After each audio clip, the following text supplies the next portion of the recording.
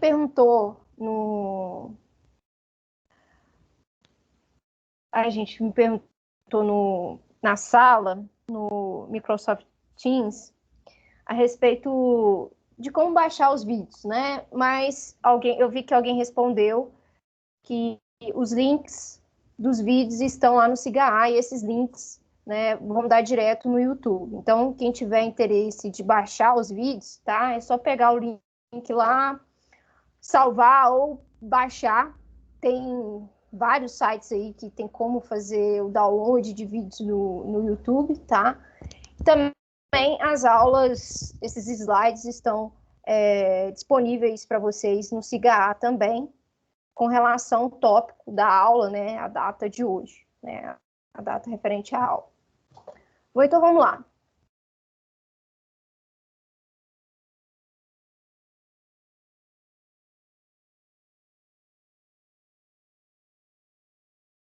Então vamos continuar.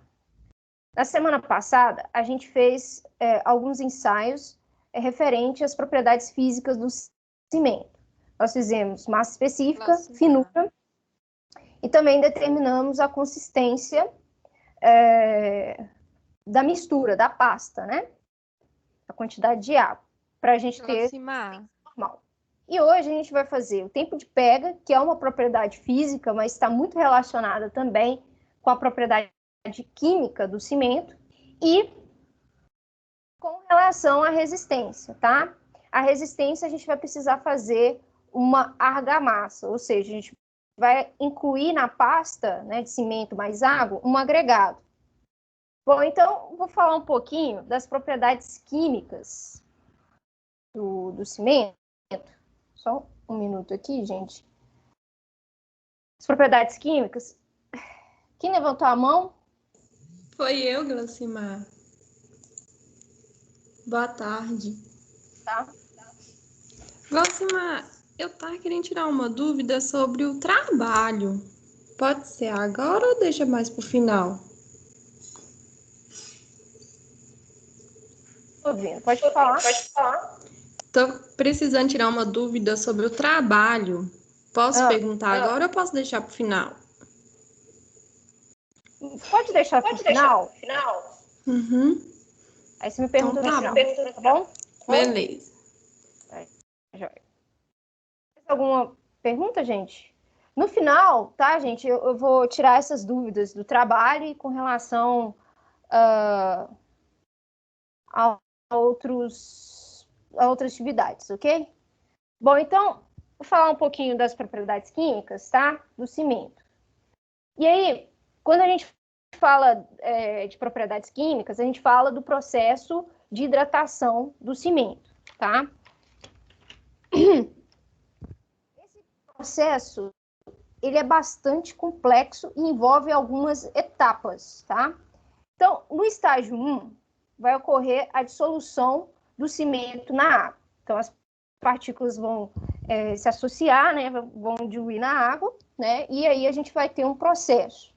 No estágio 2, a gente vai ter uma precipitação de cristal e gel com hidrólise. Então, vai ter uma formação de um gel que vai retardar aí a hidratação por algum tempo desse cimento, tá? E depois vai haver a formação de cristais. E a gente vai ver que esses cristais é que vai proporcionar o endurecimento do cimento, tá? Que vai ocorrer aí, propriamente dito, no estágio 3. Bom, o processo ele é extremamente rápido, tá? Por isso que a gente, assim que o cimento entra em contato com a água, a gente já precisa contabilizar. Por quê? Porque já começa o processo de hidratação. Então, esse componente C3A, né, ele é um componente que está no cimento, né, e que ele inicia imediatamente o processo de endurecimento. É ele que vai propiciar a formação dos cristais que vão travar as partículas. E a adição do gesso, né, que foi até uma pergunta que eu coloquei para vocês, vai retardar, né, o tempo de pega. Tá? Então, adicionar o gesso aí tem essa função aí importante. Bom, então, além disso, tá, ele vai trazer vai baixar a solubilidade dos aluminatos, anidros em soluções supersaturadas de gesso. E aí eu vou explicar agora para vocês o processo, as etapas. Tá cortando muito o áudio, Oi? Não sei se é só para mim. Tá cortando o áudio? Tá cortando, gente?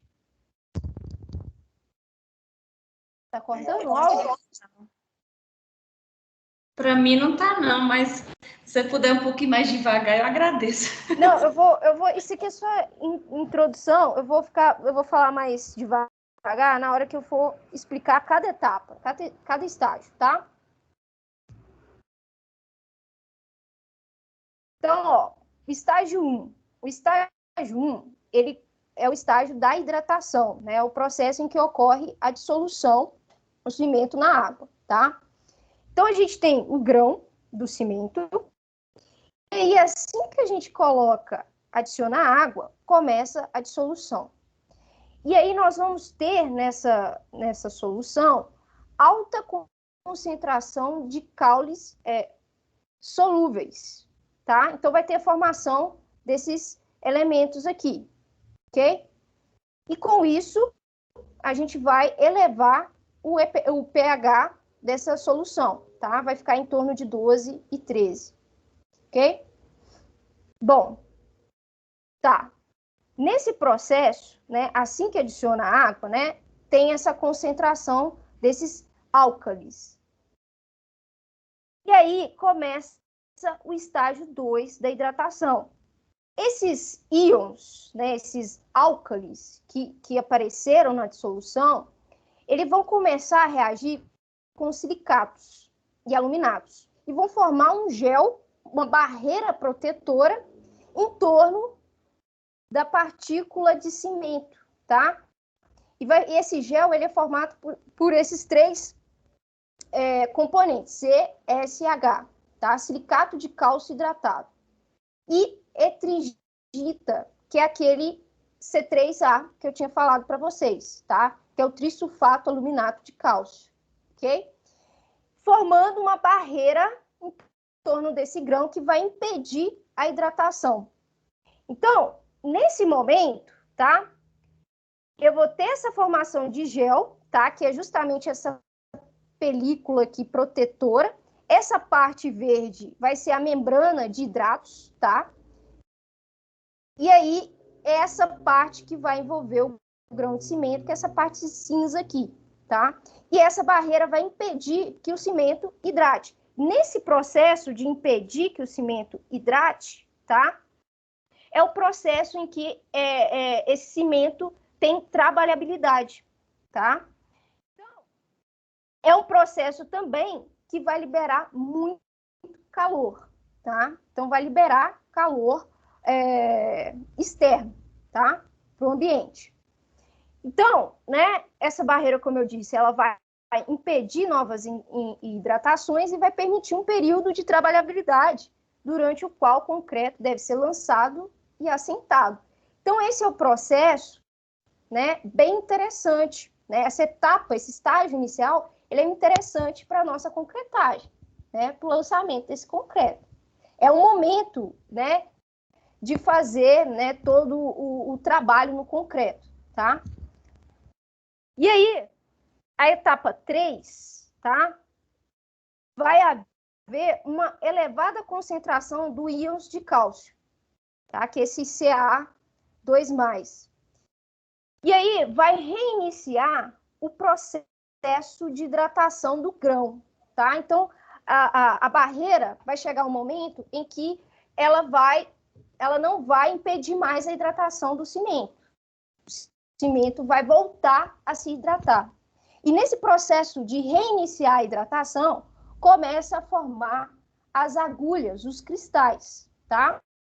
Então, a gente tem nesse processo a formação de cristais.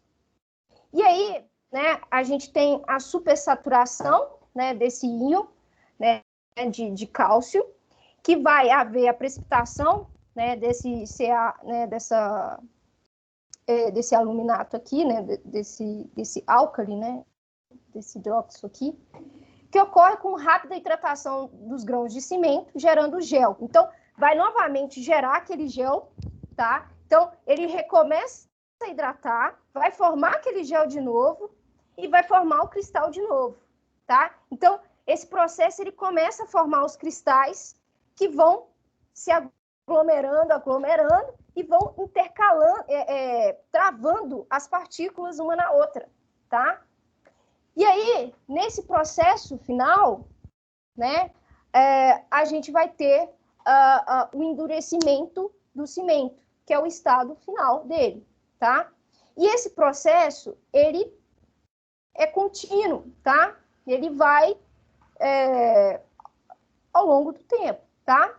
Só que entre o estágio 1 e esse estágio 3, em que a gente já tem esse estado de endurecimento, é muito rápido, tá? Então, a gente precisa determinar os tempos em que ocorre, né, essas mudanças de estado para a gente poder trabalhar o nosso cimento, né?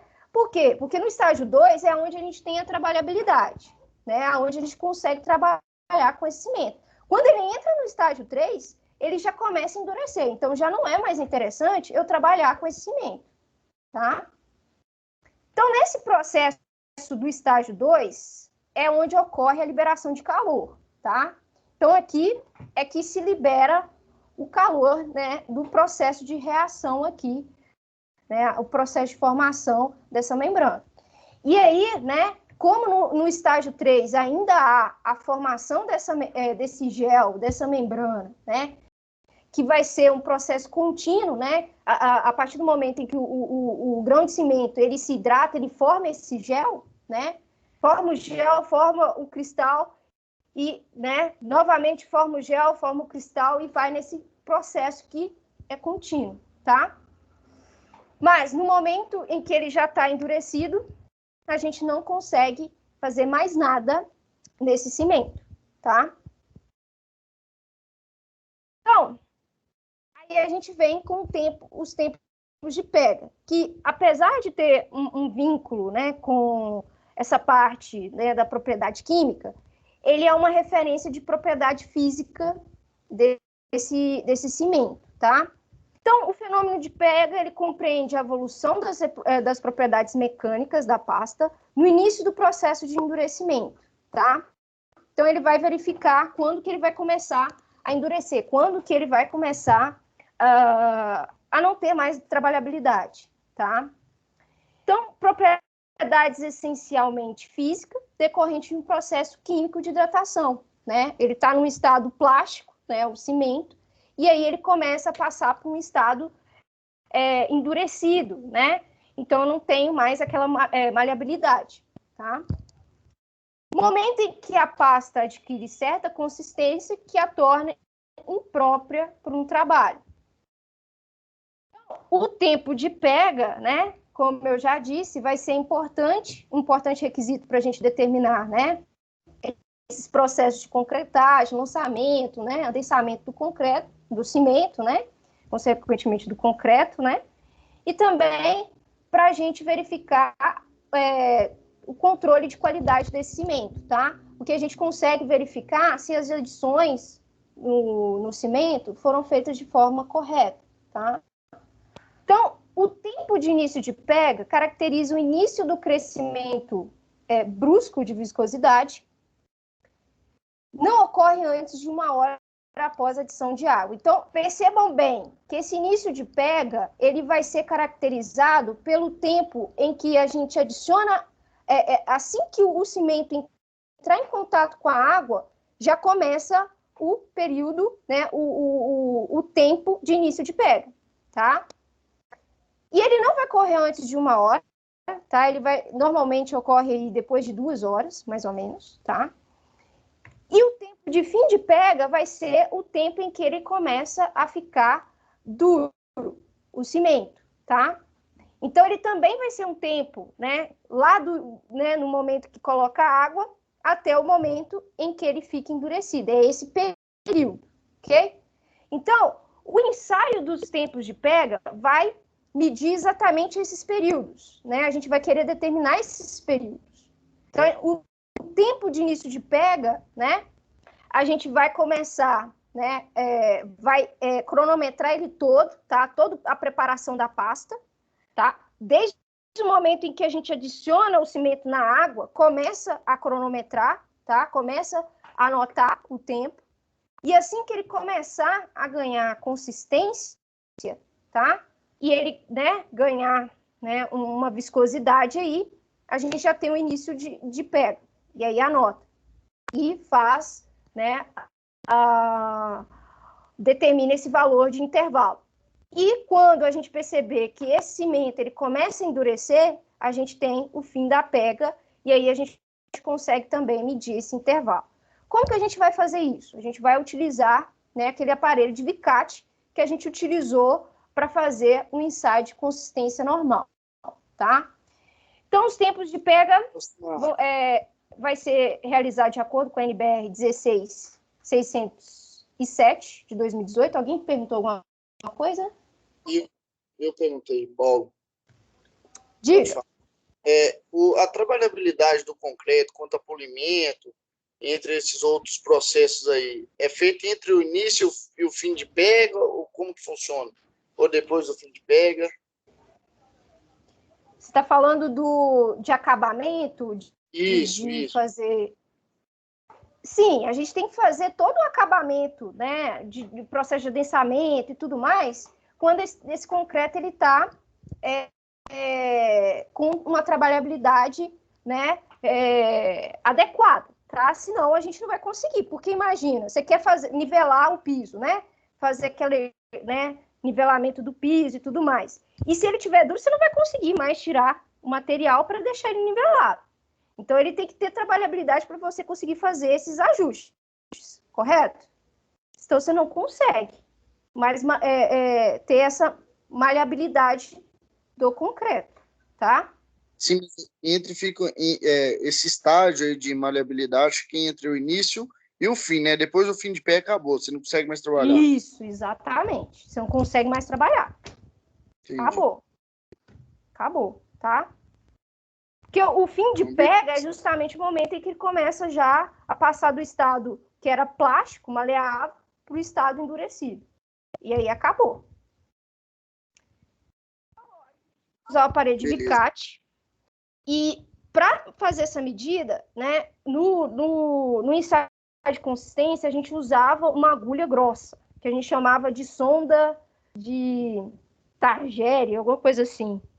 Esses nomes de caras é bem estranho.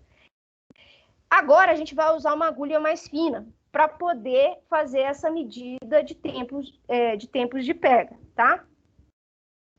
Então a gente vai medir a resistência à penetração de uma agulha na pasta de cimento com consistência normal. Então a gente vai ter que utilizar aquela pasta que a gente obteve no final do ensaio de consistência normal. Então aquela quantidade de água que a gente vai utilizar nesse ensaio, tá?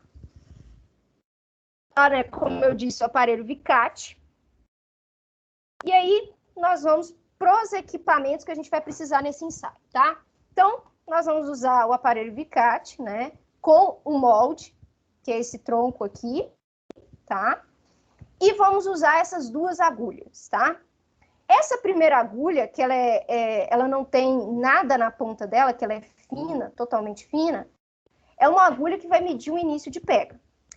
A agulha que tem uma parte mais robusta na sua extremidade é a agulha de fim de pega, tá? Elas também têm diferenças de altura, tá? Essa primeira agulha aqui, que é de início de pega, ela é um pouquinho mais comprida do que a outra. A outra é um pouco mais curtinha. Vamos precisar da balança, obviamente, para fazer as medidas, né, dos materiais. Água destilada, né, para fazer a pasta. O misturador. Nós vamos precisar da espátula para, né, fazer o molde. Da régua para nivelar esse molde. E do cronômetro, tá? E é preciso ficar de olho no relógio, tá? Que a gente precisa também determinar a hora em que a gente começa os ensaios. E também a norma fala que a gente precisa de uma câmera úmida, tá? Tem lugares que tem essa câmara úmida, tá? Que é um lugar, né, onde tem um controle de temperatura para esses corpos de prova. Caso não tenha essa câmara úmida, né, que pode ser um ambiente próprio para isso, ou até mesmo um equipamento, tá?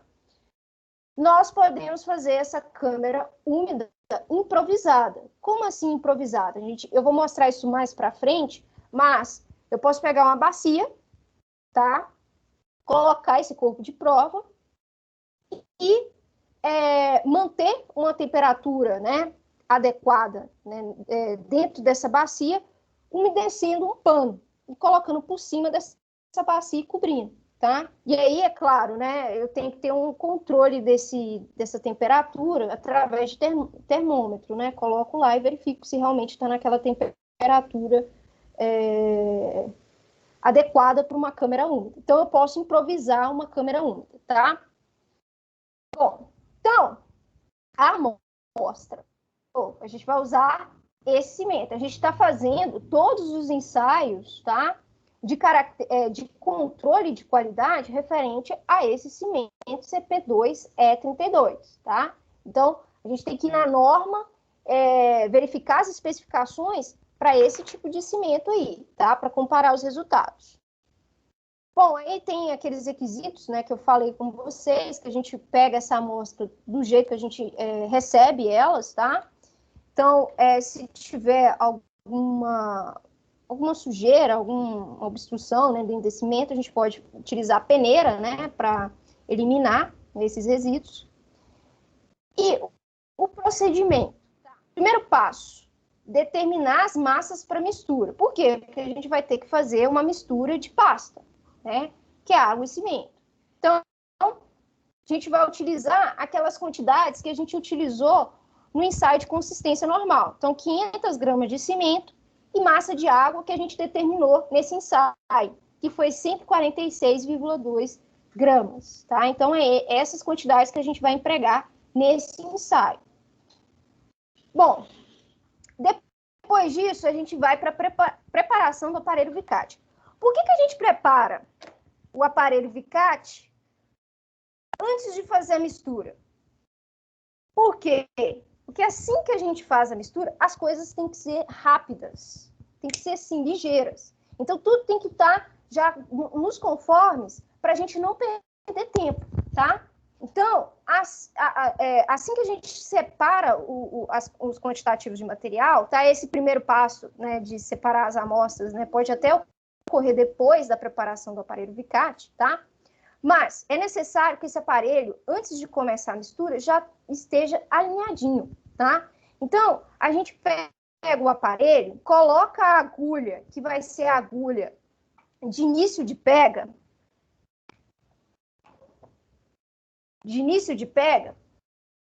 e coloca ele até encostar na placa de base, tá? E a gente zera esse cursor. E assim que a gente zerar esse cursor, a gente volta com essa agulha para cima, em uma posição em que dê para encaixar o molde, o tronco de molde, tá? E trava com parafuso, tá? Nesse aparelho Vicat tem uns parafusos aqui, né? Que a gente consegue fazer, né? Travar essa agulha. Então, ó, para eu determinar o início de pega, eu tenho que obter, aqui do cursor, uma distância entre a placa de base e a agulha de 6 mais ou menos 2 milímetros. Ou seja, se eu encontrar um valor de 4, eu já tenho o início de pega. Se eu encontrar um valor de 5, tenho já o início, né, do tempo de pega. No caso do fim de pega, a gente vai virar esse molde, eu vou mostrar para frente, vai virar, e quando a agulha penetrar, no início, penetrar 0,5 milímetros, a gente já tem o fim de pega, né? E já constata que o cimento ele já está começando a endurecer, tá? Assim que a agulha adentrar a amostra 0,5 milímetros. A gente faz todo aquele processo de preparação da amostra, da pasta de cimento, coloca água na cuba, e assim que adiciona o cimento, já começa a cronometrar. E é importante também, assim que coloca o cimento, anotar o início do ensaio. Esse vai ser a hora, né, que começou o ensaio. E que a gente vai precisar desse valor para a gente determinar o período, os tempos de pega, tá? Então, ó, esse início do ensaio aqui foi o início do ensaio realizado com aquele cimento, tá? 17 horas e 41 minutos, ok? Foi esse horário que a gente começou os ensaios. Bom, então aqui, o procedimento de pasta de cimento é o mesmo que a gente viu para consistência normal, né? Mistura, né? Mistura por 30 segundos, por 60 segundos, né? E faz todo aquele procedimento que eu comentei na aula anterior, tá? Bom, aí eu falei, né? O cimento em contato com a água inicia o cronômetro, para a mistura por 60 segundos, realiza a última mistura por 30 segundos, tá? Esse é todo o procedimento da pasta. O quarto procedimento é o preenchimento do molde. Então, nós vamos pegar essa pasta, tá? Um detalhe, a gente preenche, tá? Coloca a plaquinha embaixo, preenche. O detalhe que eu queria falar é que a gente passa o desmoldante, tá? Antes de inserir a massa, passa o desmoldante dentro desse molde em formato de tronco, tá? Porque a gente vai precisar tirar esse molde quando chegar no fim da pega, tá? Então, aí, ele tá escarificando a amostra, né, o molde. E aí, a gente vai para o próximo passo, tá? A gente vai levar esse molde preenchido para a câmera úmida por 30 minutos. Ele vai ficar lá por 30 minutos, ok? Lembra que eu falei que o início de pega, ele começa mais ou menos 2 horas depois que a gente, né, que o cimento entra em contato com a água, tá? Muitas das vezes, o que a gente faz, tá? A norma não fala isso, tá? Mas muitas das vezes que a gente faz no laboratório é colocar na câmara úmida esse molde e deixar por mais ou menos 2 horas. E aí, quando completa 2 horas, a gente pega esse molde e faz e leva para o aparelho Vicate, tá? Mas a norma, ela não fala isso. A norma fala o seguinte: a gente, depois daqueles 30 minutos lá na câmara úmida, a gente coloca o molde no aparelho Vicate, tá? E aí, a gente posiciona a agulha, né, encosta ela bem na superfície, né, da pasta, trava, e assim que tiver travado, né, repousada essa agulha, a gente solta, tá? E solta, espera por 30 segundos. Tá? Solta o parafuso, espera por 30 segundos, e assim que completar esses 30 segundos, faz a leitura da escala, tá? E aí, obviamente, né, se eu fizer essa leitura antes de inteirar as 2 horas, né, do início do ensaio, eu não vou ter início de pega, tá? Então, eu vou ter que ir fazendo, tá? E aí, o ir fazendo é repetir o ensaio em intervalos de 10 minutos. Então, por exemplo, fiz aqui, nesse primeiro aqui, né? Coloquei lá, desci minha agulha, fiz a leitura. Não deu o valor de 6 milímetros, né? Mais ou menos 2 milímetros. Pego esse molde, levo novamente para a câmara úmida, espero 10 minutos. Espero 10 minutos, depois desses 10 minutos, pego essa amostra, volto de novo para o aparelho Vicate. Só que eu não posso colocar a agulha na mesma posição que eu fiz a primeira leitura. Então, eu tenho que mudar o ponto aonde a agulha vai descer. Então, o que a gente faz é mudar o ponto aqui, né, onde a gente faz a penetração da agulha. E isso, tá, tem uma regrinha. Esse ponto, ele tem que estar distante 1 centímetro da borda do molde e também tem que distanciar do próximo ponto 1 centímetro também, tá? Então, eu vou fazendo isso até eu conseguir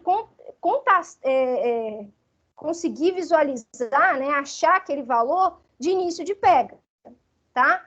Assim que eu observar que a agulha penetrou e teve uma distância de mais ou menos 6, mais ou menos 2 milímetros, eu já paro e anoto o horário que foi, tá? No nosso caso aqui, o início de pega ocorreu às 19h56, tá? E aí a gente observou uma penetração de 5,5 milímetros. E aí vocês podem pegar esse valor de 19 horas e 56 minutos e subtrair com aquele valor de início do ensaio, que foi 17h41. Vocês vão ver que deu aí um intervalo de 2 horas e 15 minutos, tá? Esse vai ser o intervalo, né? Vai ser o tempo de pega para esse cimento, tá?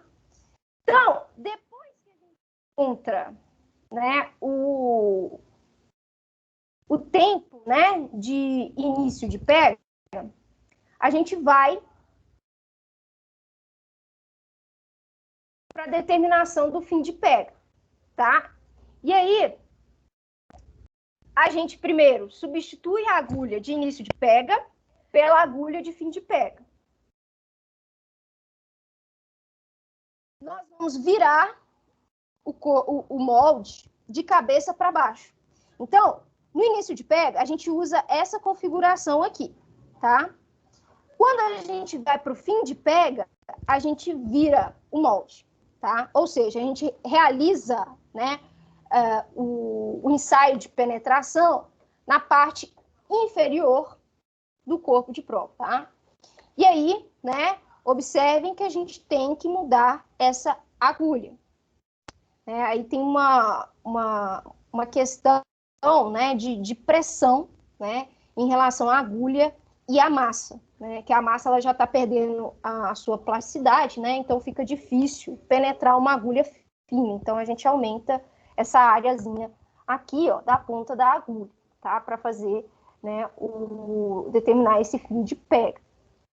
Então, a gente vai realizar as leituras para o fim de pega após 30 segundos. Então, a gente posiciona, né, da mesma forma que a gente fez lá para determinação de início de pega, né, posiciona o corpo de prova lá, posiciona a agulha bem na superfície e solta por 30 segundos e depois faz a leitura, tá?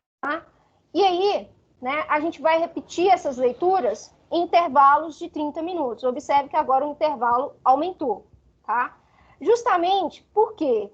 Porque vai, né, do início de pega até o fim de pega vai demorar um pouquinho, tá? Então, esse intervalo ele começa a ficar maior.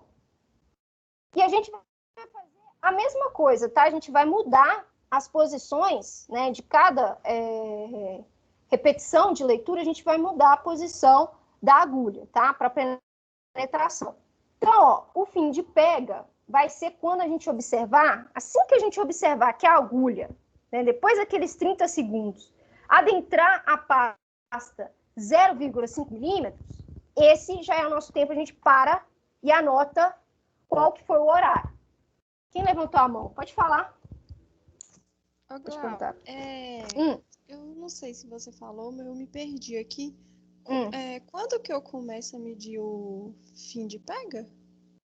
O fim de pega, assim que você encontra o início de pega, você já pode começar, porque não tem um intervalo para começar o fim de pega, tá? Assim que você determina o início de pega, você já pode começar o de final de pega, tá? Mas assim, por recomendação, vocês podem deixar 30 minutos lá na câmera fria lá, para depois começar esse ensaio de fim de pega, tá? Porque demora um pouquinho, entendeu? Sim. Então, Quando a gente vê que a agulha penetrou 0,5 milímetros, a gente já anota o tempo, tá? Então, no nosso caso, ocorreu às 22h37. Então, percebam que demorou em relação ao início de pega, né? O início de pega foi 19h56, né? Então, isso tá a partir do início do ensaio. Para os resultados, tá? O início de pega, ele vai ser um intervalo entre o início que a gente começou os ensaios, ou seja, o momento em que o cimento entrou em contato com a água, menos o início de pega. Na verdade, coloquei o contrário aqui, né? Na verdade, é a hora de início de pega menos o início do ensaio. Vou mudar aqui, tá, gente? Desculpa. Então, esse é o tempo de início de pega, tá? E o tempo de fim de pega vai ser eu pegar aquela hora em que eu obtive a penetração de 0,5 milímetros e subtrair com o início de pega, com o início do ensaio, tá? Lembrando que o início do ensaio foi por volta das 17 horas, tá? Então, eu vou subtrair esses valores, tá? O início de pega ocorreu por volta das 19 horas e alguns minutos, eu não lembro de qual que foi, e o fim de pega ocorreu às 22h37, tá? Então, eu pegaria o valor de 19, né, para o início de pega, menos a hora de 17 horas, né, que foi o início do ensaio. E aí eu vou obter o tempo de início de pega. Para o fim de pega, eu vou pegar as 22 horas, né, que eu obtive lá aquela penetração de 0,5, e vou subtrair com a hora de 17, né, que foi o início do ensaio. E aí eu vou obter, né, esses intervalos de tempo. Um detalhe, estou colocando horas aqui, mas o resultado ele tem que ser expresso em minutos, tá? Por quê? Porque a tabelinha que você compara os resultados, né, de requisitos do cimento está em minutos, tá? Então, é só pegar aquela partezinha de horas, transformar em minutos e somar, né, com a outra parcela de minutos. Aí você vai ter, né, todo o seu resultado em minutos ali, ok? Isso é simples de obter. Mas sempre comparem os resultados com os resultados da norma, tá? Sempre. Esses valores são requisitos, tá? São controles de qualidade. Então, tem que olhar, né, se está de acordo ou não. Eu vou mostrar a tabelinha no final para vocês terem uma noção, né, desses valores aí expressos. Outra propriedade química, né, do cimento é a estabilidade, tá? A estabilidade, ela está relacionada com a variação volumétrica do concreto após o seu endurecimento. Então, o que isso ocorre, tá? Ela vai resultar da hidratação de cal e magnésia livre naquela mistura, tá? E aí vai ocorrer essa expansão, né, do concreto endurecido, que vai apresentar fissuras. E toda vez que a gente fala de expansões que são indesejadas, é porque vai gerar uma consequência que vai ser danosa para a minha estrutura. Se eu estou falando de expansão, né, eu já tenho aí, né, aquelas trincas. E se eu tenho trincas, eu vou permitir que essa estrutura entre gases indesejáveis, gases corrosivos, né, que não são interessantes, que vão provocar a deteriorização da estrutura, tá? Então, ó, o que acontece? Eu tenho aqui a cal livre, tá? Mais a água, tá? Então, eu tenho a cal livre, mais a água, e aí ocorre uma hidratação lenta desses dois componentes, que vai formar, né, o hidróxido de cal.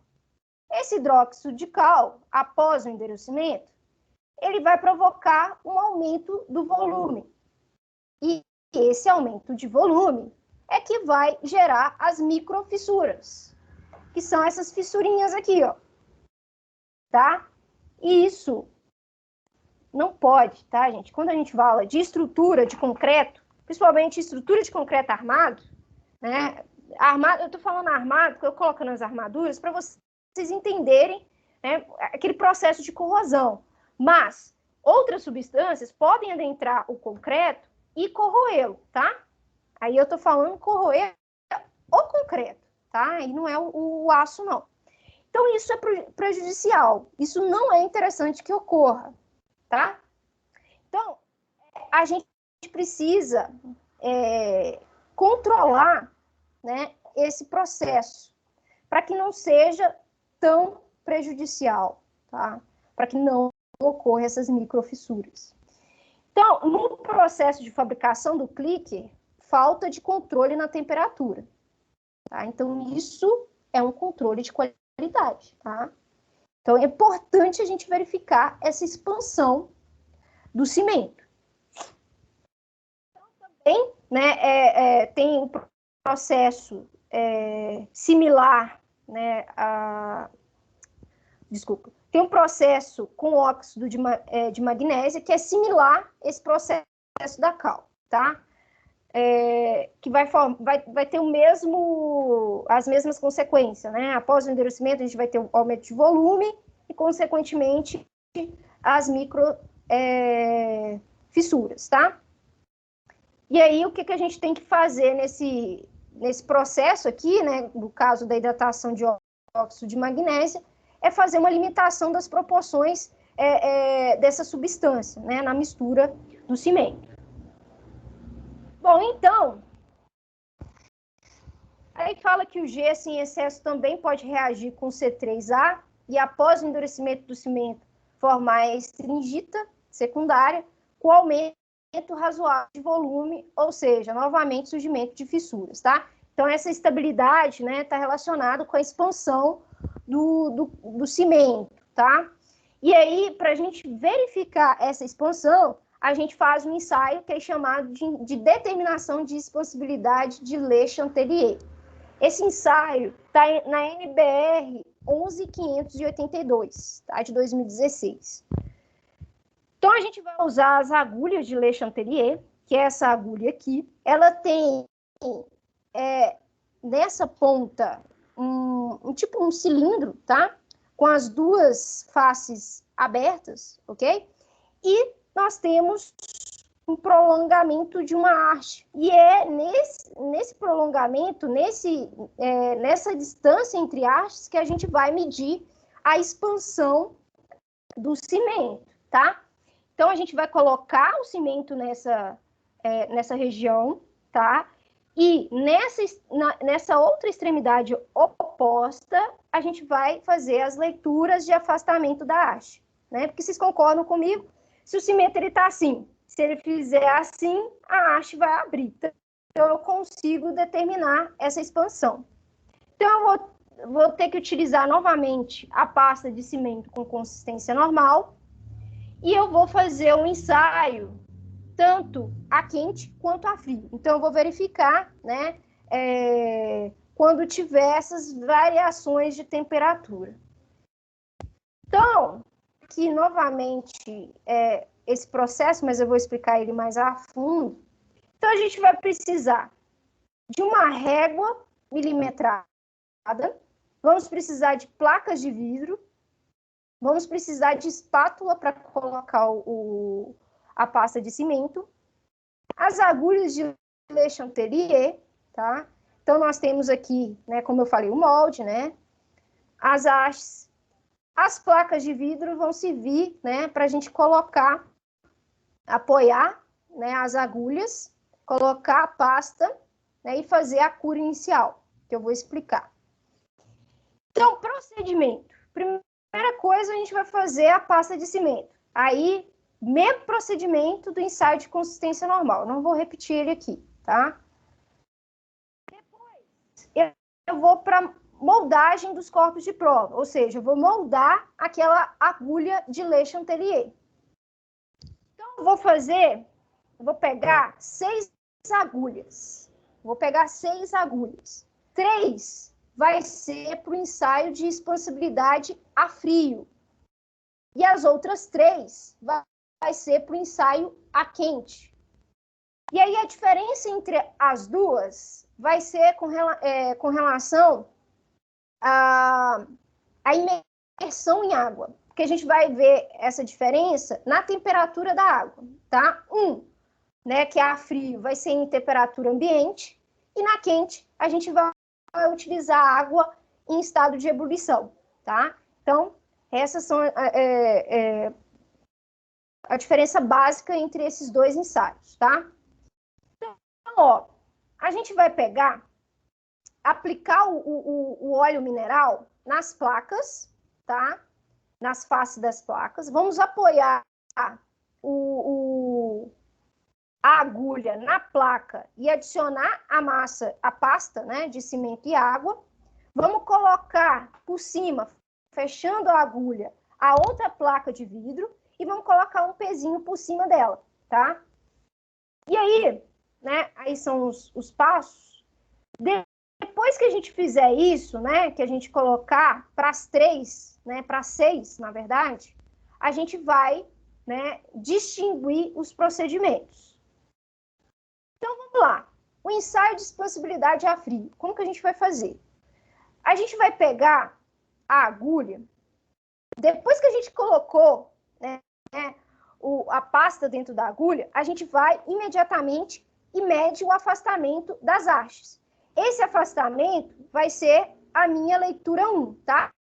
Essa medida eu faço com a régua mesmo. Coloco a régua lá e meço esse afastamento.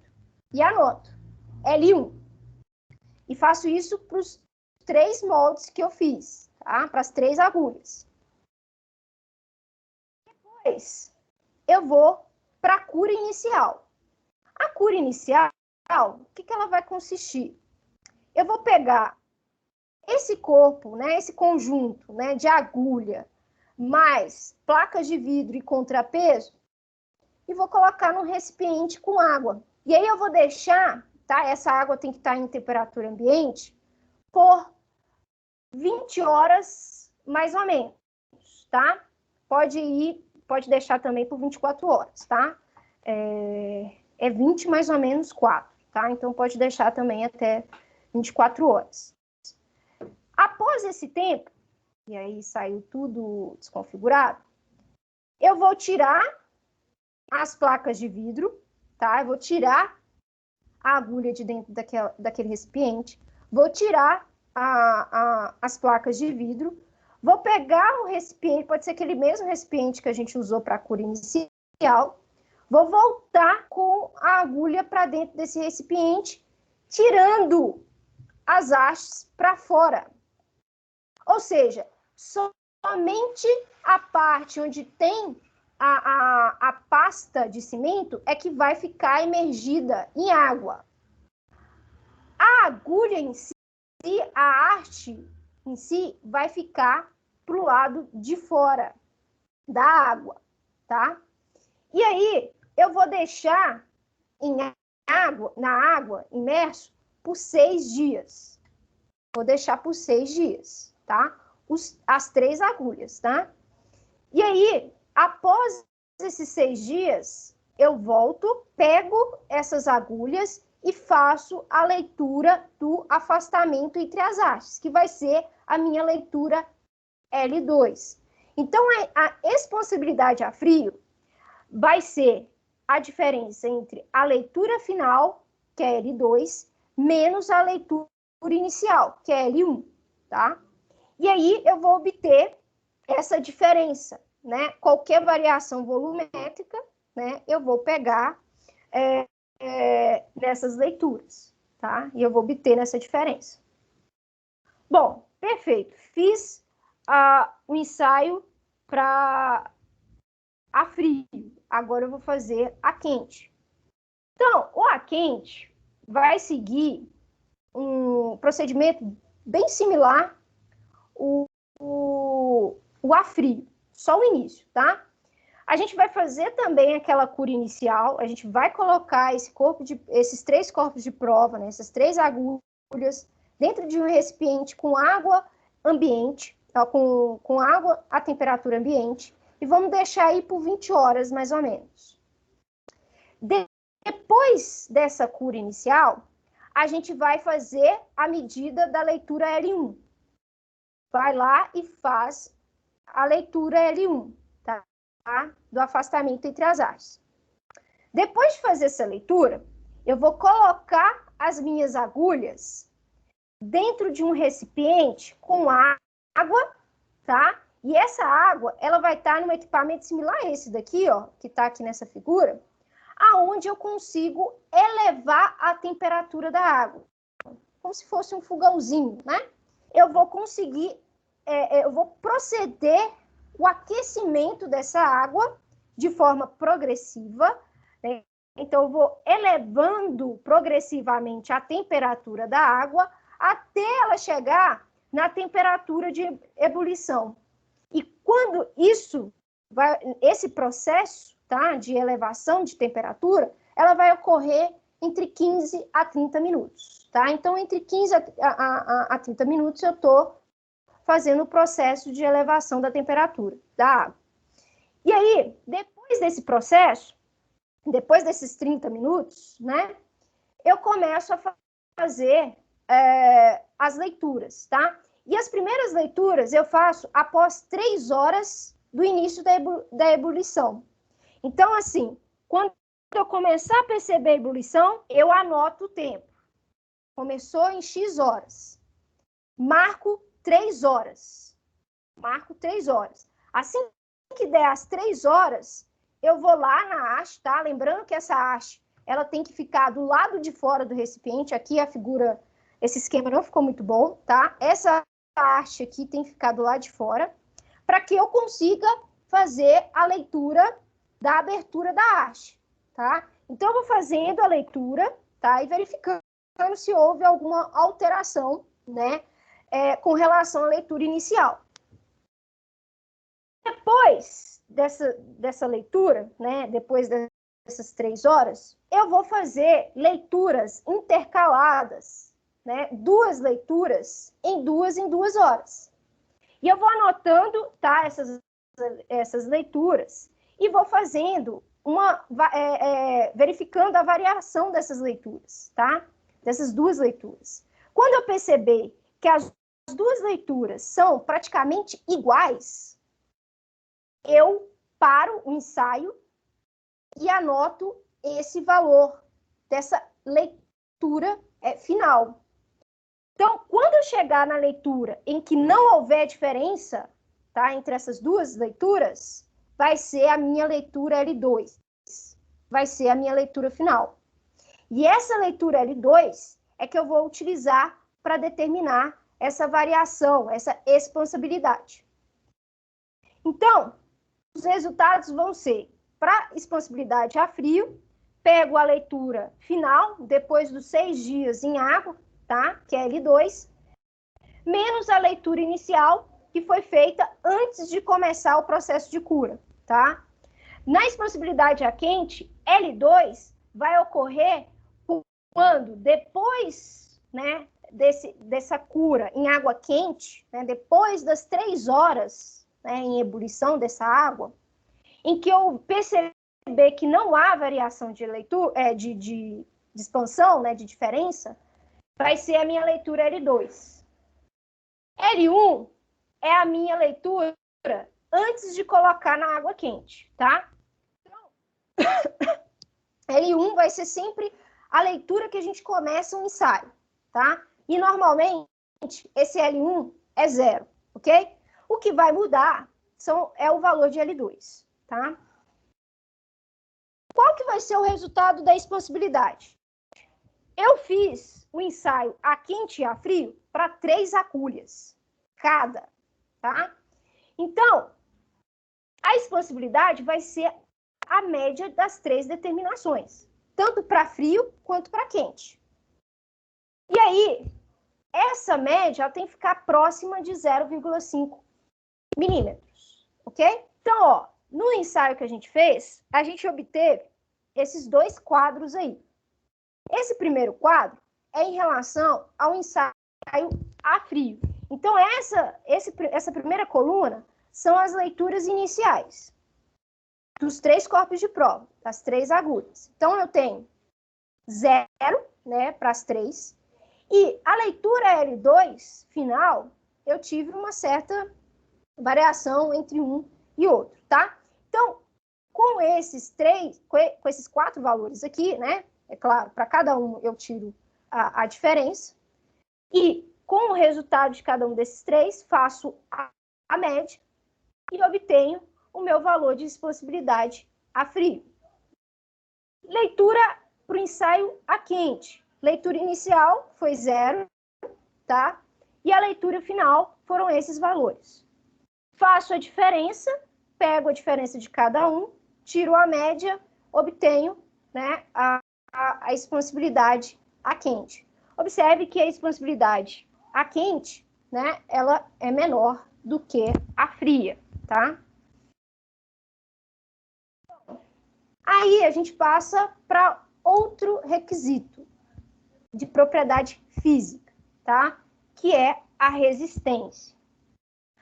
A resistência, né, vai ser determinada a partir da ruptura por compressão dos corpos de prova cilíndricos, tá? E a gente vai moldar esses corpos cilíndricos através de uma argamassa. E essa argamassa a gente vai utilizar uma areia normal, normatizada, tá? O ensaio, ele é regido pela NBR 7215 de 2019. Teve uma reformulação recente dessa norma aí. Então, a gente vai utilizar corpos cilíndricos padrão, tá? Que vai ter diâmetro de 50 milímetros e altura de 100 milímetros. É um corpo de prova pequenininho, tá? Então, esse é o corpo de prova que a gente normalmente utiliza. Nós vamos... O processo desse ensaio vai ser o preparo da argamassa, a moldagem, a cura e o processo de ruptura através da prensa, tá? Princípios. Isso aqui é importante, tá? Para a gente entender alguns critérios para esse ensaio. Bom, já falei do corpo de prova, a gente vai usar esse corpo de prova padrão. O traço da argamassa, tá? A argamassa tem que ser de 1 para 3. O que isso significa? 1 unidade de cimento para 3 de areia normal, tá? Relação água-cimento ou relação AC, né, que é a divisão de massa de água por massa de cimento. Tem que ser de 0,48. Pura submersa em água saturada de cal, tá? Essa saturação com a cal é para possibilitar uma hidratação precoce desse cimento, tá? Idades de ruptura. A gente vai fazer para 3 idades. De 3 dias, 7 dias e 28 dias, tá? E para cada um dessas idades, nós vamos fazer 4 corpos de prova. Caso veja a necessidade de fazer com idades diferentes, por exemplo, um dia, no caso do cimento Ari, vocês podem fazer, vocês vão só aumentar a quantidade de mistura, né? De material para fazer essa mistura. Peraí, deixa eu voltar aqui. Bom, com relação aos materiais, tá? A gente vai utilizar areia normal. E aí, essa areia normal, ela tem todo o seu padrãozinho, todas as suas requisições estabelecida nessa NBR 7214, tá? E por que a gente tem que ter uma areia normal? Bom, o que a gente quer medir nessa resistência à compressão? A gente quer medir a resistência do cimento, tá? Então, o processo de endurecimento do cimento, ele é um processo químico, como a gente já falou. E esse processo químico, né, não pode ter interferência de outros materiais. Então, essa areia, ela tem tem que ser uma areia inerte nesse processo, tá? Então, ela não pode participar dessa reação e também ela não pode participar, né, interferir na resistência desse cimento, tá? Então, a gente padroniza com relação à granometria, ao tipo de solo que a gente está trabalhando, tá? E a quantidade, se eu não me engano, de sílica nessa areia. Então, ela é toda cheia de requisitos, justamente para não interferir no resultado de resistência, tá? Então, é importante, só um minuto, é importante utilizar essa areia, tá? Então, é uma areia quartzosa, tá? Antigamente, tá? Antes da reformulação dessa norma em 2015, essa areia, ela tinha que ser recolhida num determinado local, que é em São Paulo, no Rio Tietê. Era, assim, um local bem específico para retirada dessa areia. Então, percebam o quanto, né, é tão importante, né, que essa areia não participe desse processo, né, de característica de endurecimento desse cimento, tá? Então, tinha todo um requisito de local e tudo mais. E aí, perceberam que não era só lá no Rio Tietê que tinha, né, naquela região específica, tinha aquela areia. Em outros lugares, em outras regiões, também tinha aquele tipo de areia, que poderia ser utilizado, né? Porque também a areia ia ficar cara, né? Ia ficar na mão de uma só produtora dessa areia, né? Que ia retirar essa areia de lá. Então, essa norma, ela vai estabelecer os requisitos físicos e químicos, tá? Outra coisa que ela estabelece é com relação à fração granométrica dessa areia normal. Então, a gente tem 4 tipos de frações: grossa, média fina e fina, tá? Isso tudo parametrizado e tudo mais. E aí, nós temos 4 tipos de areia normal, né, dadas por numeração. Não vem escrito grossa, média fina. Vem por numeração. Então, a grossa, ela é dita 16. A média grossa é dita 30. A média fina é dita 50. E a fina é 100. A gente vai utilizar essas 4 areias. Essas 4 frações, tá? Bom, a água, ela tem que ser destilada. Também pelo aquele mesmo motivo, né? Tem que ser inerte e tudo mais e tal. O cimento, qualquer tipo de cimento Portland, no nosso caso, é aquele cimento CP2E, condição de escória. O desmoldante, tá? Pode ser de origem mineral, vegetal ou sintético. A gente vai usar um óleo mineral para fazer, foi utilizado, né, na verdade, o óleo mineral para fazer esse desmolde. O capeamento, tá? A gente aquece o enxofre ou mistura de enxofre com caulim, pozolanas, quartzo em pó ou outra substância que achar necessário, tá? Para fazer esse capeamento. O capeamento vai servir para regularizar a superfície aonde vai ser aplicado a carga de compressão, tá? E aí, é importante que tenha essa regularização, né, para a gente ter uma distribuição uniforme dessa carga na hora que a gente aplica a compressão, tá? Por isso tem que fazer o capeamento. Equipamentos. Então, a gente vai precisar de balança, paquímetro. Paquímetro a gente vai precisar porque depois que a gente faz o molde, mesmo sabendo as dimensões do molde, pode ser, né, que esse corpo de prova tenha uma variação, tá? Até porque o corpo de prova foi várias vezes utilizado, etc, etc. Então, a gente tem que fazer a verificação das dimensões do corpo de prova, tá? A espátula, né, para manusear a massa. Os recipientes para armazenar os materiais. A régua metálica.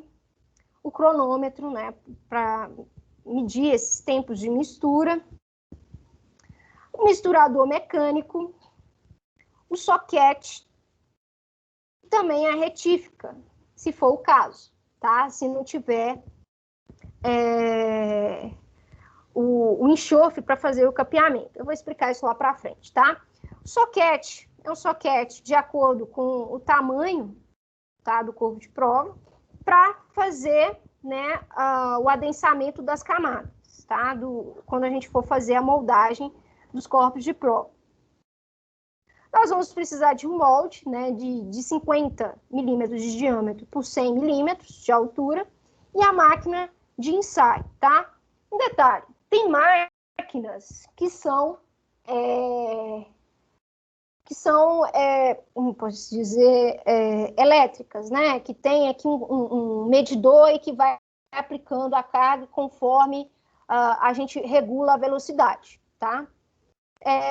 Caso contrário, tem máquina que a gente faz manual, aplica a carga de forma manual. Eu não estou lembrada se o Cefet é a manual.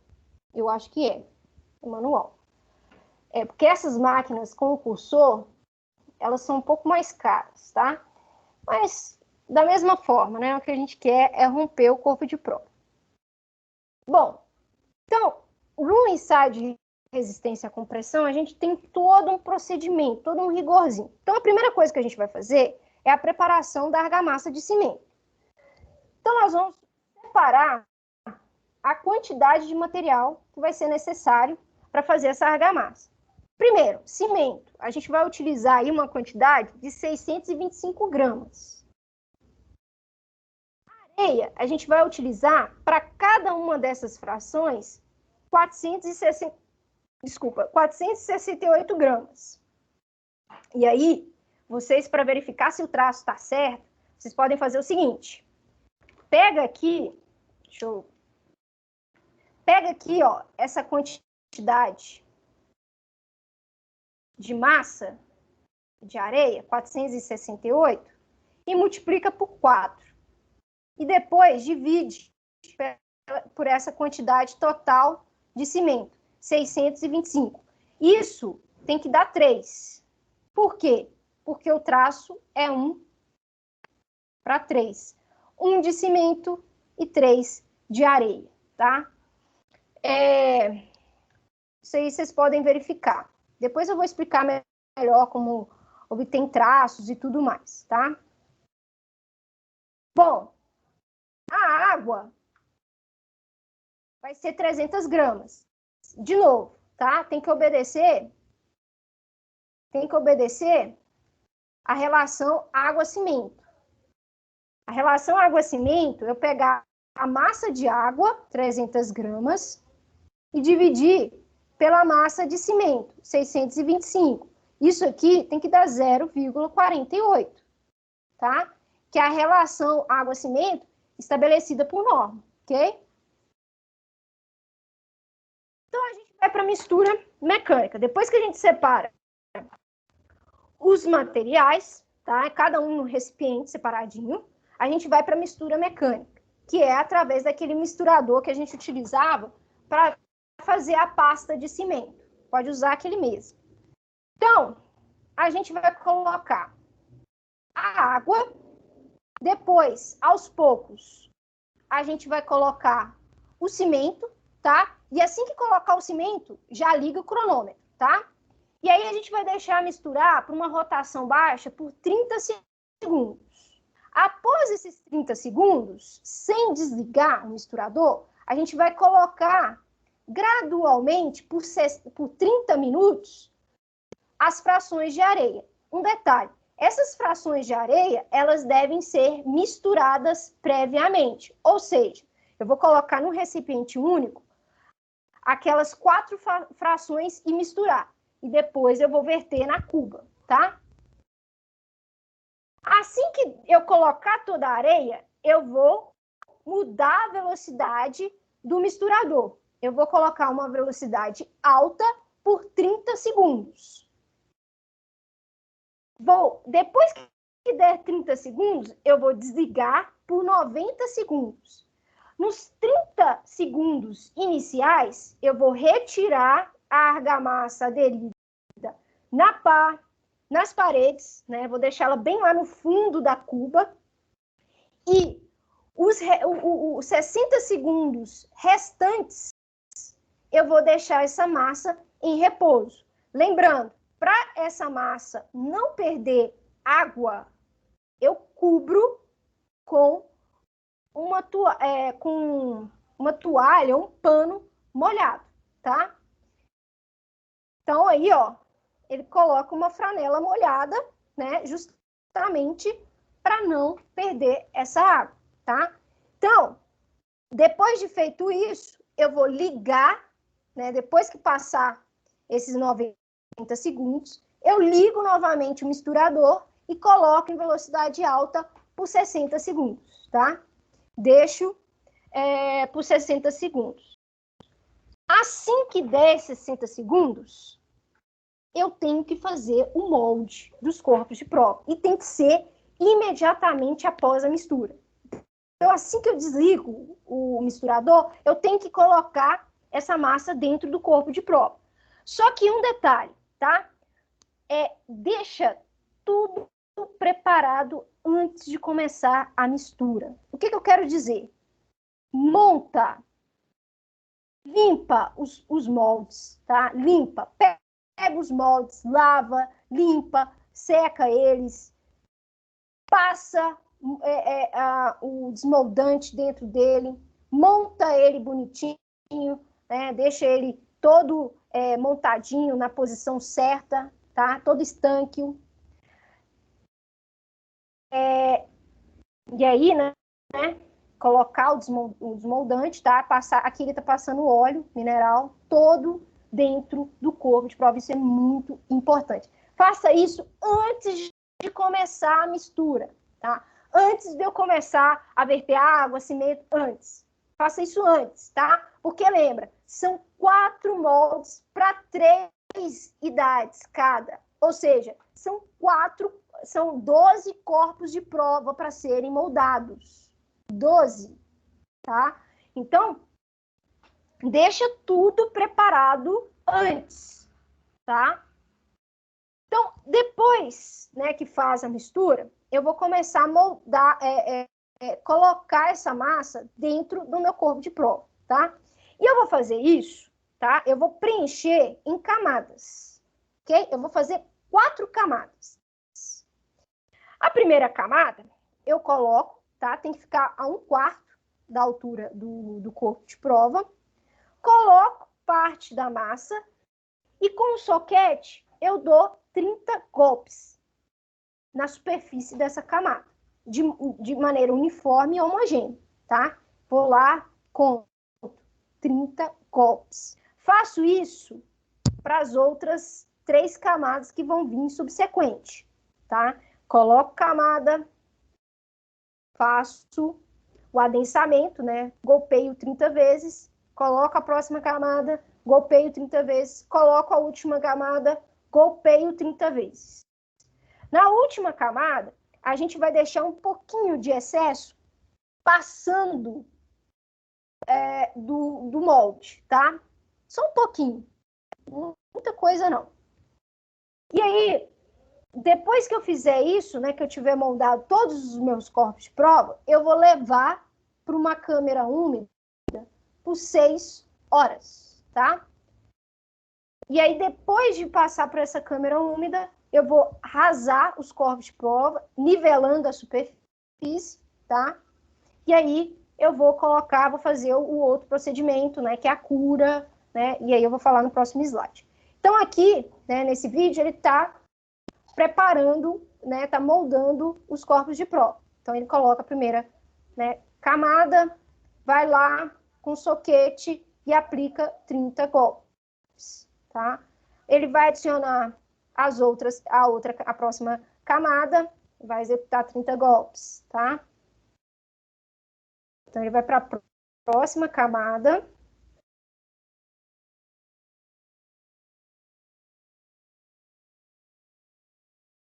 E vai executar 30 golpes novamente, tá? E aqui, ó, tá o corpo de prova lá na câmera úmida, tá? Aqui, ele já separou por nomes, né? Ele já agrupou, ou seja, isso é importante, né? Você colocar, escrever de alguma forma. Aqui ele colocou um papel porque ainda está no processo inicial, ainda está mole os corpos de prova, tá? Então ele colocou no papel, né? Qual que é o nome do corpo de prova, se é CP1, CP2, enfim, tá? Numera da forma que achar conveniente, tá? E ele coloca essa placa de vidro sobre, tá? Para não cair nada em cima desses corpos de prova, água, qualquer coisa que possa cair, tá? Por isso que a gente usa essa placa de vidro, desculpa, para proteger essa superfície de topo, tá? Bom, então a gente vai para o processo de cura e desmoldagem. Então, a gente vai pegar aleatoriamente 4 corpos de prova e vai colocar lá para qual idade que vai ser, tá? Então, a gente tem 3 idades de ruptura, tá? Então, a gente agrupa 4 para ruptura de 3 dias, 4 para 7 dias, 4 para 28 dias. Já deixa separado, já coloca identificação. Na câmera úmida, deixa lá por 24 horas, novamente, tá? Aí, novamente, coloca a placa de vidro, né, sobre os corpos e tal. E aí, esquece por 24 horas, tá? Ainda não tem o processo de desforma, ok? Bom, aqui é o que eu queria mostrar para vocês de câmera úmida improvisada, quando a gente não tem câmera úmida no laboratório. Então, aqui ele vai pegar uma bacia, tá? Com um pouquinho de água, vai molhar o pano e vai colocar por cima. É claro que ele tem que ter um controle, né, da temperatura dentro desse recipiente, tá? Então, ó, ele colocou o corpo de prova dentro da bacia, molhou, já está molhado o pano, ele vai e coloca o pano sobre sobre a bacia. E deixa. Isso aí é uma câmera úmida improvisada, tá? Isso é quando, né, no último caso, não tem solução, eu posso adotar esse procedimento. Depois que completar as 24 horas dentro dessa câmera úmida, eu vou retirar os corpos de prova da forma, vou desmoldar o meu corpo de prova, tá? E vou imergir esses corpos de prova no tanque de cura, com água saturada de cal. Então, eu deixo lá, isso pode ser Ai, gente, fugiu o nome. Pode ser uma caixa d'água, tá? Coloca lá, deixa separados os grupos, tá? Para vocês conseguirem de cara identificar qual que é o grupo que vai romper com 3 dias, qual que é o grupo que vai romper com 7 dias, qual que é o grupo que vai romper com 28 dias. Já deixa isso separado de forma que você consiga identificar, tá? Bom, depois desse processo, a gente vai para o capeamento, tá? E aí, esse capeamento, ele tem que ser feito no topo e na base do corpo de prova, tá? E tem que ter uma espessura, né, de no máximo 2 milímetros. Bom, então a gente vai pegar um enxofre quente, ou mistura de enxofre, e pôr, né, no topo e na base do corpo de prova, tá? Então a gente usa esse equipamento aqui para fazer o capeamento, tá? Tem essa base aqui, de acordo com o diâmetro do corpo de prova, a gente coloca a mistura quente aqui de enxofre, e em seguida coloca o corpo de prova, tá? De forma que fique, né, vertical, o mais vertical possível, por isso que tem esse aparato aqui, né? Então, todo um cuidado, tá? E aí a gente faz de um lado, depois faz para o outro. Uma coisa importante a ser destacada, tá? É que esse enxofre aí, tem muita gente que não gosta de mexer, né? Isso é prejudicial à saúde, tá? Então, tem laboratórios que não usam capeamento com enxofre, tá? Usa outro procedimento para fazer capeamento, tá? E tem vários, tá? Tem vários meios aí. Um deles é a retificação. E essa retificação, ela serve como base para outros meios de capeamento. Então, ele é muito bom, dá resultados muito bacanas, tá? Então, como que ele é feito? Nessa máquina, a gente faz o desbaste mecânico, né, da superfície, onde vai receber o carregamento, com o disco adiamantado, tá? Faz lá o ajuste, né, dessa superfície, deixa ela regularizada, tá? Para fazer o ensaio. Esse daí é melhor, né? Assim, em requisitos, né? Pensando na saúde do técnico, etc, né? Ele é muito melhor, né? Tem outro também, que é o... Ele já vem pronto, eu esqueci o nome. Neoprene? Eu esqueci o nome do outro, que a gente coloca, só encaixa, e já vem em tamanho do corpo de prova, e só encaixa e você faz o ensaio, tá? Então, tem muitas formas de fazer meios de fazer esse capeamento, tá? Que já foram verificados, né, analisados a sua eficiência, que pode ser utilizado, tá? Porque realmente esse enxofre é muito desagradável de se manusear.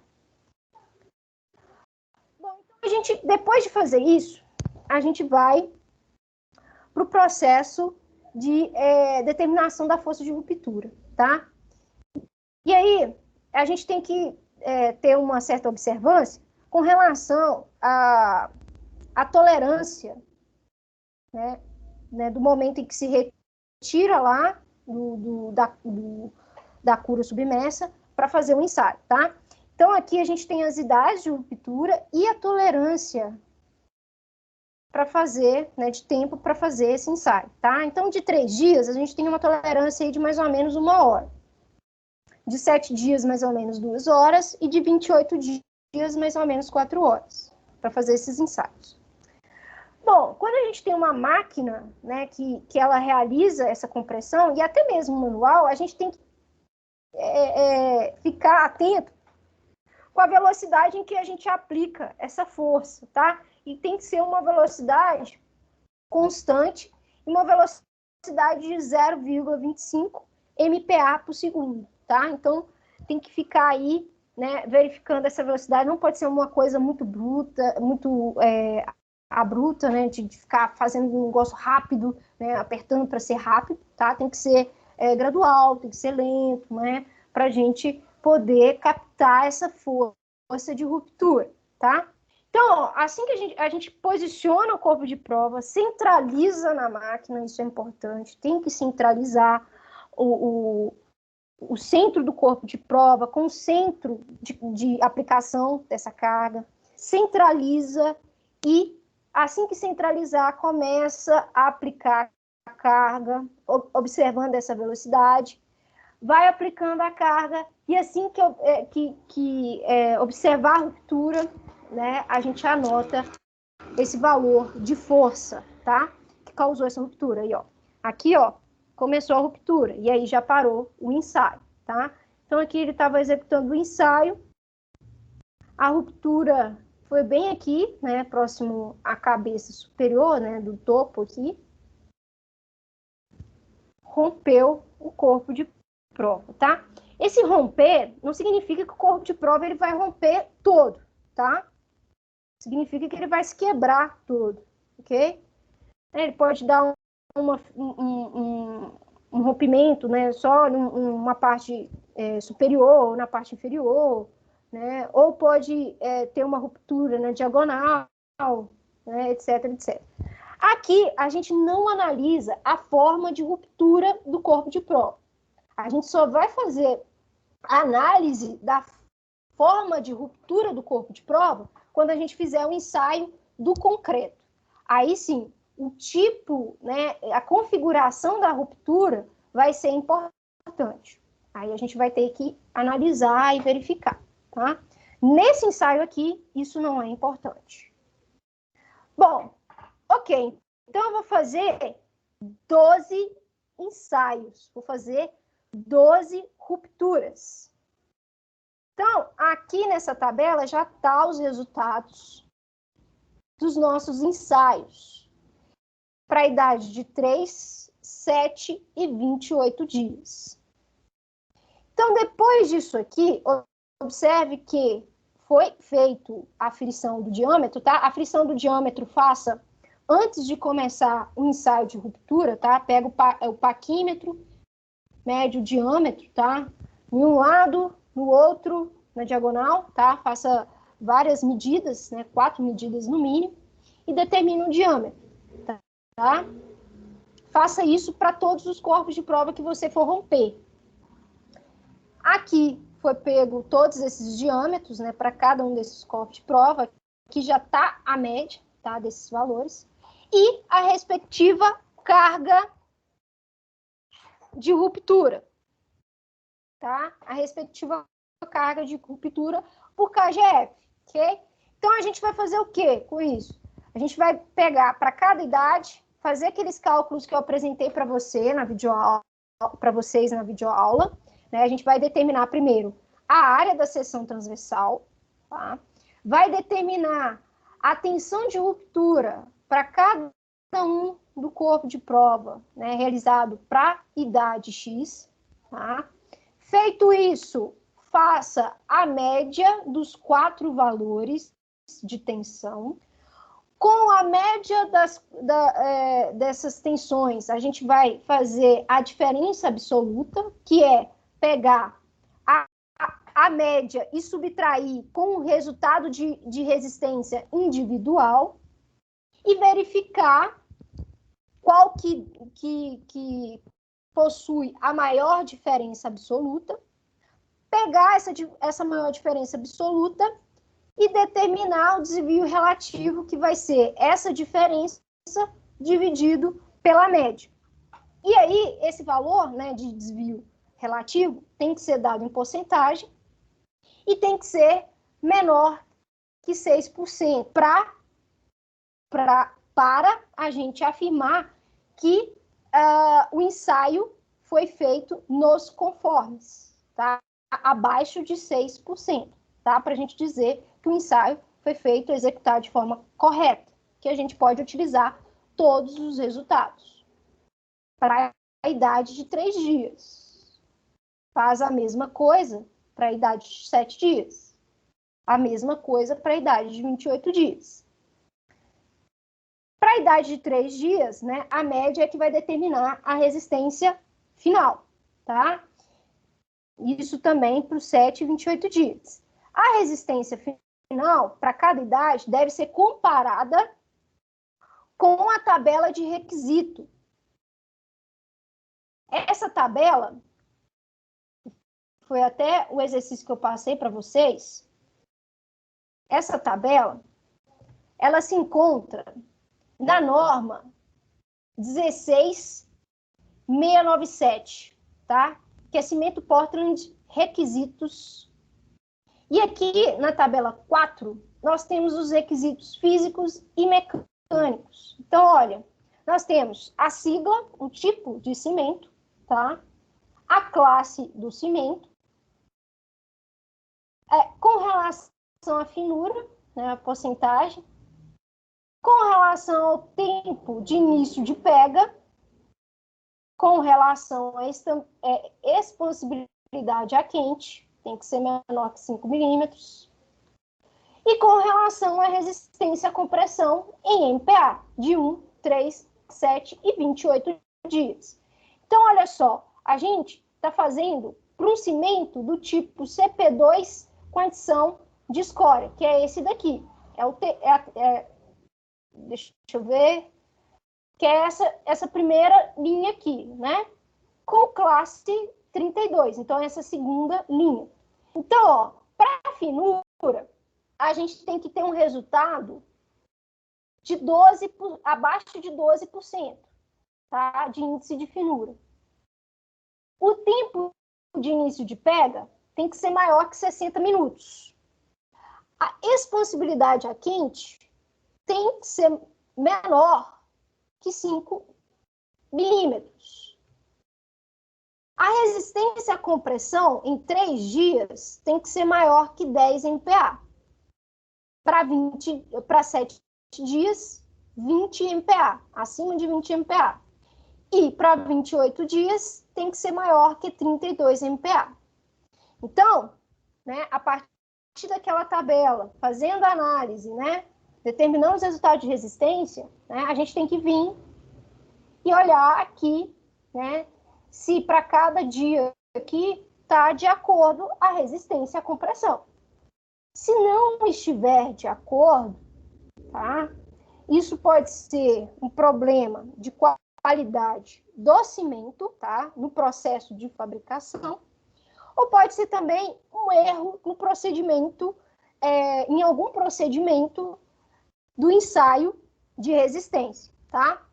Então, tem que se verificar, fazer essas verificações depois de cada ensaio, tá? Tem que verificar esses requisitos, ok? A gente já viu finura, já viu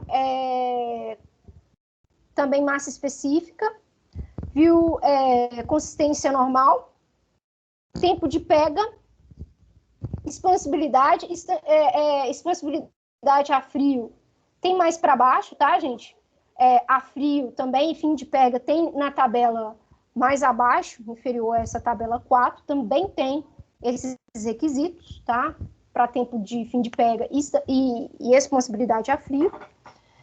E verificar a resistência à compressão, tá? Esses são os requisitos fundamentais para controle de qualidade do cimento. Carlete, pode falar. Levantou a mão. Não, eu queria tirar umas dúvidas com relação ao estudo dirigido de hoje, que é para entregar amanhã. Tá, pode tirar a sua dúvida. Agora é o momento das perguntas.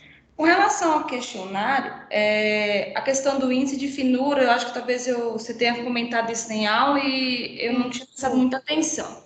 Eu dei uma lidazinha, tal, e fala que quanto mais fino, maior a impermeabilidade. Isso tem a ver? Ou com relação à área? Deixa eu só pegar o estudo dirigido aqui, Okay. para eu ver qual que é a pergunta, tá? Não, é o questionário. Ah, é o questionário. É maior permeabilidade. Oi? Quem falou aí? Vitória. Tá. A pergunta foi o seguinte: a tabela abaixo mostra os índices de finura, né, para um cimento A e cimento B, que foi de 9% e 5%. Aí a pergunta foi: para a obtenção da mesma consistência, qual dos cimentos exigirá maior quantidade de água? Isso. Aí eu queria ver se tinha relação, porque quanto mais fino, maior a impermeabilidade ou com relação à área de contato. Porque eu vi algumas coisas falando sobre área de contato, aí eu fiquei na dúvida, assim, queria saber qual seria a coisa mais, tipo assim, seria as duas, no caso, a explicação mesmo para ser o, entendeu? Seria a mais em relação à área de contato, a superfície de contato, tá?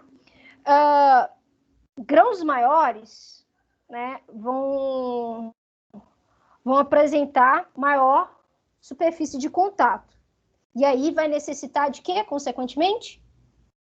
De maior quantidade de água. Tá?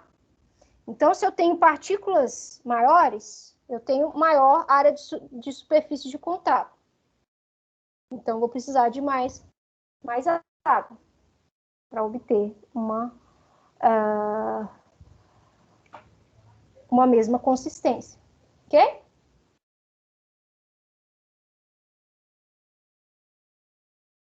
Ok. Mais alguma dúvida, gente? Pode falar, Carlete. Não, eu também queria ver com relação também à questão de casas decimais, né? No cálculo no estudo dirigido agora, tinha essa questão de casas decimais, aproximação, eu fiquei um pouco também na dúvida com isso, né? Tipo assim, alguns cálculos a gente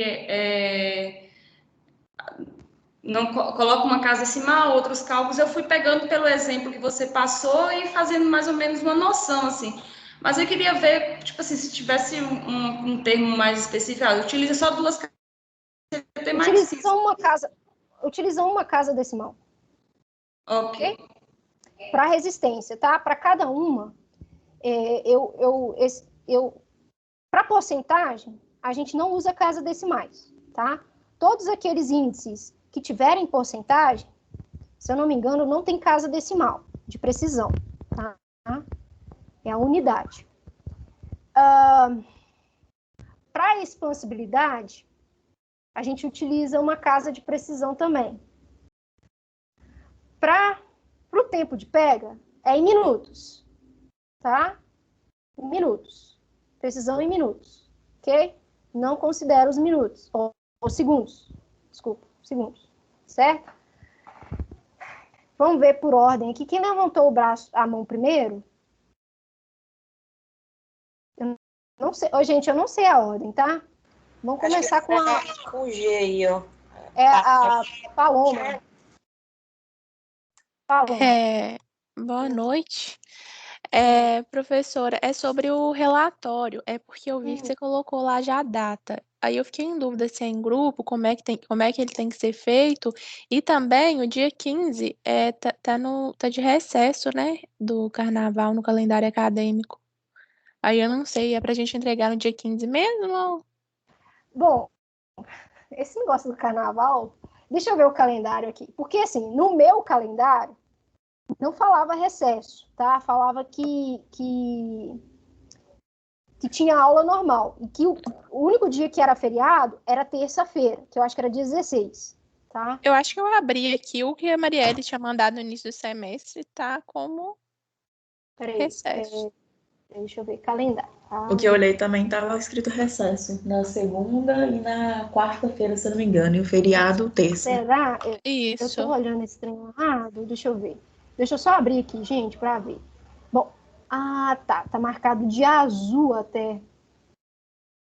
Bom, deixa eu ver.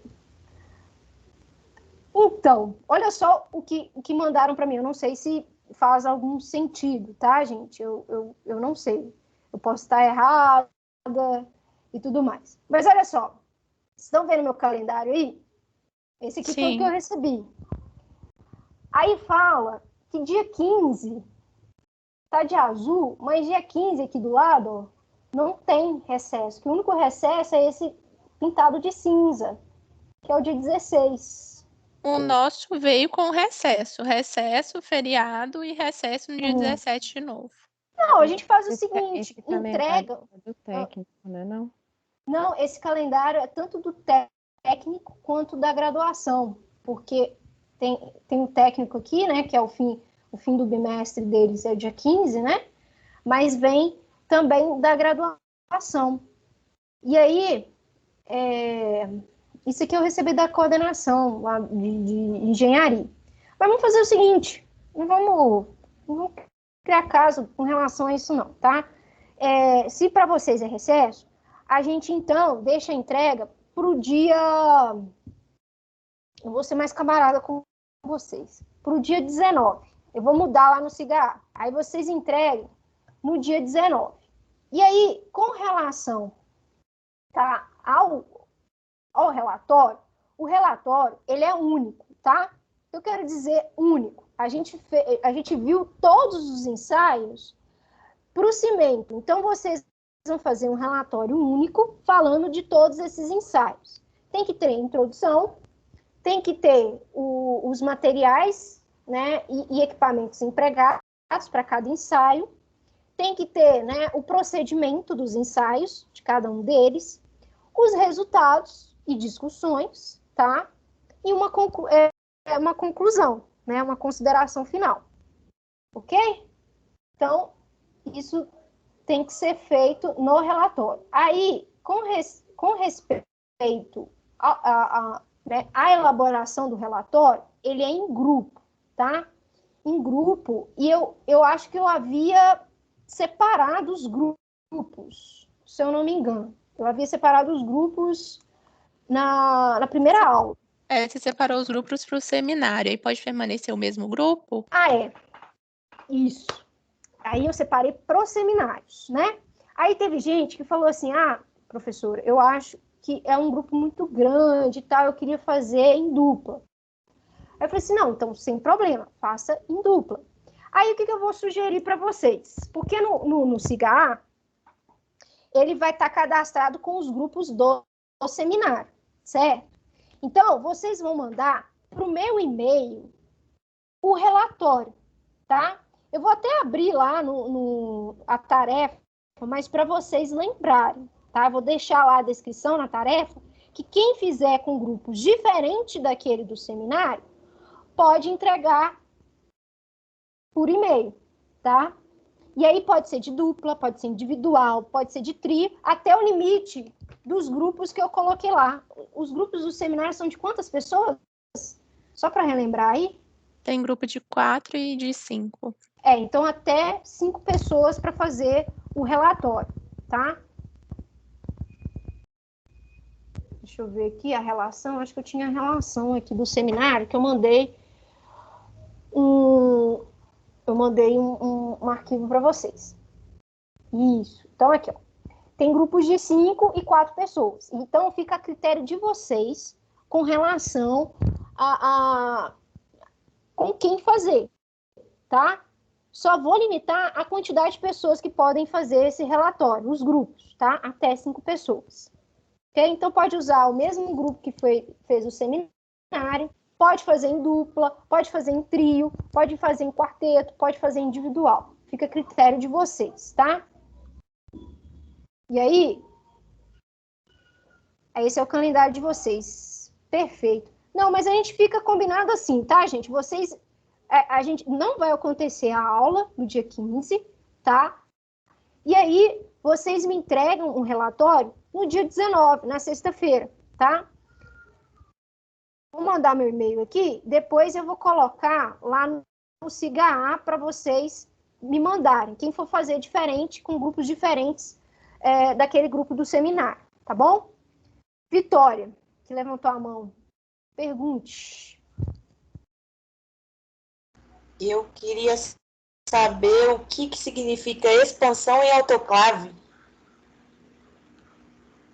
Você colocou que quanto mais fino, diminui a expansão em autoclave. Bom, a expansão é esse processo volumétrico mesmo, tá? Depois, né, do endurecimento, ele vai e expande. Expansão em autoclave, a gente coloca isso acontece quando a gente faz um concreto pré-fabricado, tá? E no procedimento da forma, a gente faz, né, a gente coloca um agente expansivo, ele expande dentro daquela forma ali, contido naquela forma. A gente chama de expansão em autoclave, tá? Aí eu falei o quê com relação ao fino? Você estava fazendo a diferença de quanto mais fino e não. Aí você disse que quanto mais fino, maior a resistência, maior a permeabilidade e diminui a expansão em autoclave. E aí diminui essa expansão nesses elementos pré-fabricados, tá? Que aí, a gente sabe que tem esse processo de expansão, tá, do cimento, mas o procedimento de elementos pré-fabricados, tá, é um pouco diferenciado, tá, dos elementos de concreto que a gente molda em loco, tá? Então, quando a gente faz, né, esse elemento pré-fabricado, né, a gente coloca ele em formas específicas e tudo mais, né? E aí pode haver essa expansão dentro dessa forma, dentro desse processo, tá? E se, né, para quem está mexendo nesse empreendimento, né? Nesse empreendimento de elementos pré-moldados, pré-fabricados, tá? A escolha do material também vai influenciar nesse procedimento de expansão, tá? E aí, se eu coloco o material mais fino, né? Eu disse que aumenta a expansão em autoclave, né? Então, aí ele vai chegar nessa expansão com maior facilidade. Tá? Diminui ou diminui, desculpa, diminui, porque ele vai preencher os vazios, ele vai preencher os vazios e vai impedir essa expansão. Desculpa, falei o contrário. Quem é o próximo? Eu esclareci só a dúvida, eu acho que não ficou muito claro, não. Não, deu certinho. Próximo aí Charlane. Pode falar, Tairlane. Ô, Glaucimar, é sobre o trabalho. Diga, trabalho. O grupo, né, ele tá com a parte de ensaios técnicos do gesso. E a gente percebeu que tem 4 NBRs que falam sobre os ensaios. A gente está com receio de entrar demais no assunto de cada ensaio e não dá tempo, porque, se eu não me engano, são 20 minutos de apresentação, não é? Olha, o que eu vou recomendar para vocês, e isso pode servir como conselho para outros grupos, tá? Bom, vocês não vão detalhar o procedimento como eu estou detalhando aqui para vocês, porque, obviamente, é muita coisa. O que vocês podem fazer é falar o básico. Como assim o básico? Por exemplo, vou falar um exemplo aqui que eu mostrei do cimento. O ensaio para expansão do cimento, ele é medido através de agulha de Le Chatelier. Então, a gente faz esse ensaio fazendo a leitura, né, da variação da abertura da haste. Né? Então, a gente tem a quente e a frio. A frio ocorre com água em temperatura ambiente e a quente em temperatura com a água em temperatura em ebulição. E aí a gente faz as diferenças de leitura final e inicial. E aí pode mostrar requisitos, enfim, né? Então, fala de forma objetiva o que se trata esse ensaio. Não explica detalhadamente o ensaio. Fala qual norma que é importante, porque aí os alunos vão ter noção de qual norma vocês, né, de qual norma se baseia esse ensaio, tá? Então, aí é uma forma de consulta futura, tá? Então, fala o básico, o geral, o objetivo do ensaio, tá? Não detalha muito com relação a todos os equipamentos que são utilizados e tal, toda etapa, tá? Sejam objetivos, tá? Em relação ao ensaio, tá ok? Entendi. Seria, então, no caso, mostrar mais os resultados de cada ensaio, né? Falar de qual equipamento é o principal para fazer esse ensaio. Né? Por exemplo, o ensaio eu não lembro se o ensaio de expansão o ensaio de tempo de pega do gesso, eu acho que ele é bem similar ao do cimento. Só que tem uma certa modificação com relação ao preparo da massa e tal. Mas o equipamento que se utiliza é o Vicat, que é o equipamento principal para fazer essa medida. Então, é importante só trazer isso, né? Falar que o ensaio ele é determinado através do aparelho Vicat, né? De forma similar ao do cimento, né? Só que a gente tem um processo, né, de preparação da mistura, né, de preparação desse gesso, né, dessa pasta de gesso um pouco diferenciada, tá? Então, só fala mais o básico do básico, o mais direto possível, tá? O tempo é curto, tá? Eu entendo. Mas tentem resumir, tá? O máximo possível. Tá certo? Perfeito?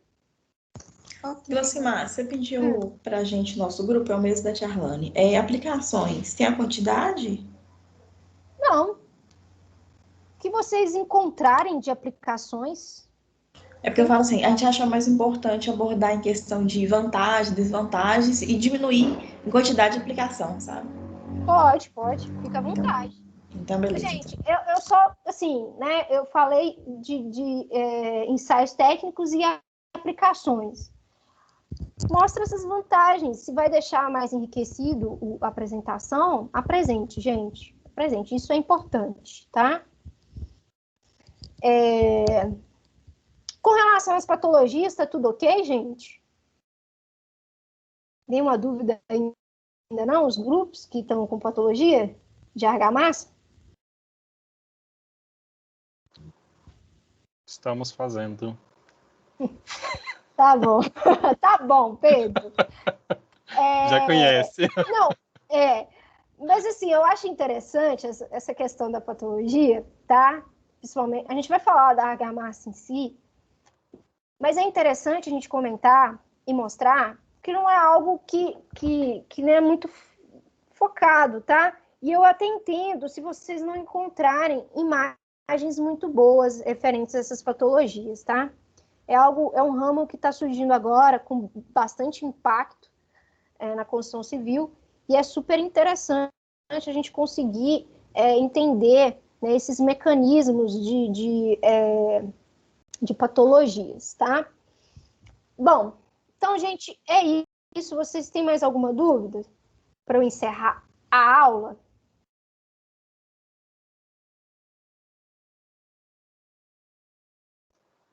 Não, por enquanto é só isso mesmo. Então, beleza, gente. Eu prometo vocês, eu não vou prometer hoje, mas eu prometo vocês que amanhã estará no SIGA o link com esse vídeo dessa videoaula, o estudo dirigido, a aula de hoje, o slide da aula de hoje, tá? E aí, amanhã estará lá, com certeza, ok? Então, até, gente. Até semana que vem. Boa noite aí para vocês. Boa semana para vocês, ok? Obrigado. Boa noite. Obrigado. Boa noite. Boa noite. Obrigada, boa noite. Boa noite.